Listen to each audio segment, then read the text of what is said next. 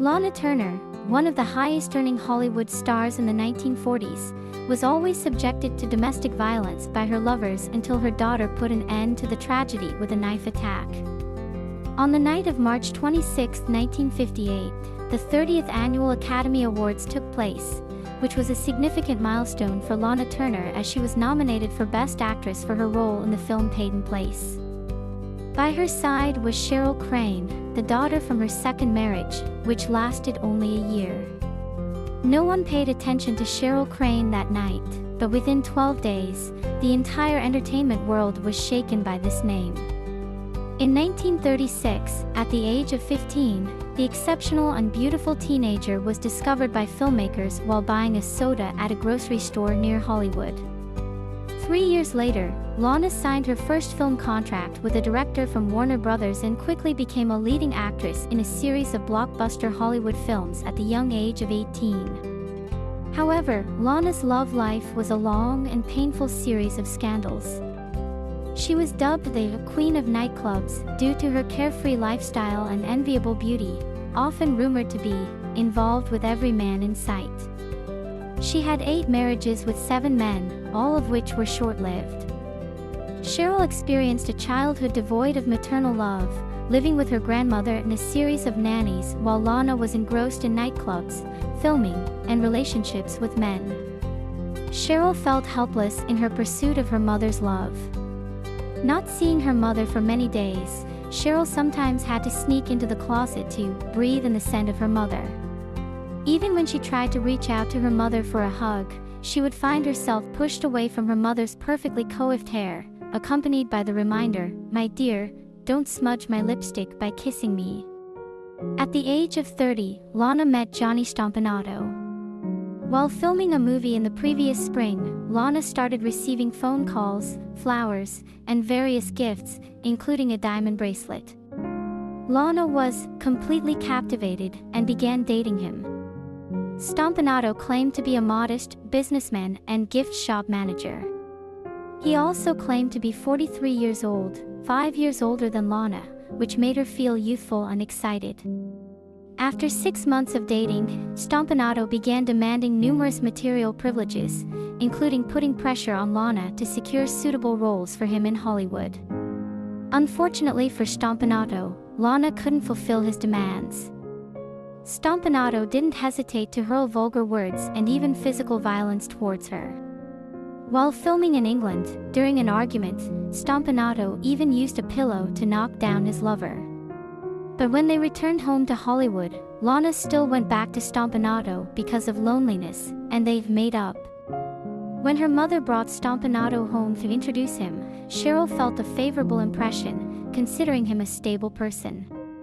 However, her misconceptions about Stompanato quickly vanished when she and her mother returned home after the 1958 Oscar ceremony. A week later, on April 1st, another battle erupted. Cheryl once again witnessed the horrifying behavior. Mom was afraid he'd kill her, Lana told her daughter. Cheryl pleaded with her mother to call the police, but Lana refused due to fear of scandal. 3 days later, Lana and Stompanato returned home around 4 p.m. after shopping and found some of her film industry friends waiting to have drinks and chat.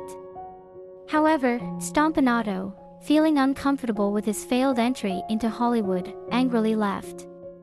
The friends later revealed that they knew about Stompanato's past. He was older than he claimed, lying about his age by up to 6 years. Lana, upon hearing the news, became furious and started drinking heavily. Stompanato returned later that evening to take her out to see a movie, but she refused. Another intense argument ensued, and they moved from one room to another, with moments of confrontation even in Cheryl's room. Cheryl turned up the volume on the TV to drown out the loud voices. Lana yelled that she wanted Stompanato to leave, and Cheryl heard Stompanato's loud threatening voice. "Wherever you go, I will find you. My philosophy in life is, if someone earns their living with their hands, break their hands. If someone earns their living with their face, destroy their face. But with your sister, I wouldn't do that." I'll have my boys take care of your old mother and your sister." She ran back upstairs and saw Stompanato with his hand raised in a posture ready to attack her mother. Cheryl stepped forward and stabbed him. Stompanato died a few minutes later. The knife had pierced his aorta. In a panic, Lana didn't know what to do, so she called her mother, a doctor, and a private attorney. Meanwhile, Cheryl called her father, who arrived before the police and ambulance, as well as the media. Lana pleaded with the police chief to take responsibility for the murder, but she was refused.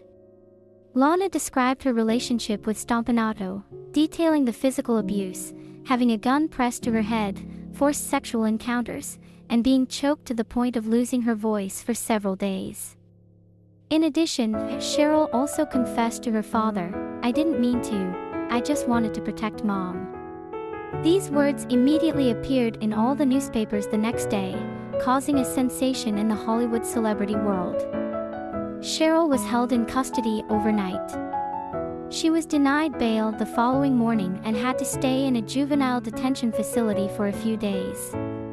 On April 11th, the investigation was opened. Lana became the center of the trial. Cheryl was not present.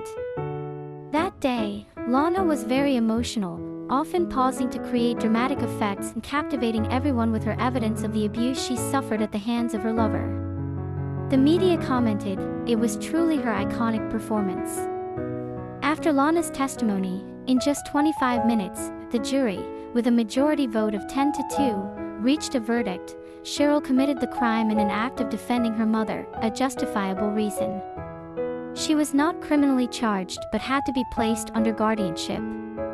As per Cheryl's own request, custody of the child was granted to the grandmother. Cheryl had to attend a reform school and a mental institution until she turned 18. There were rumors that she had attempted suicide during this time.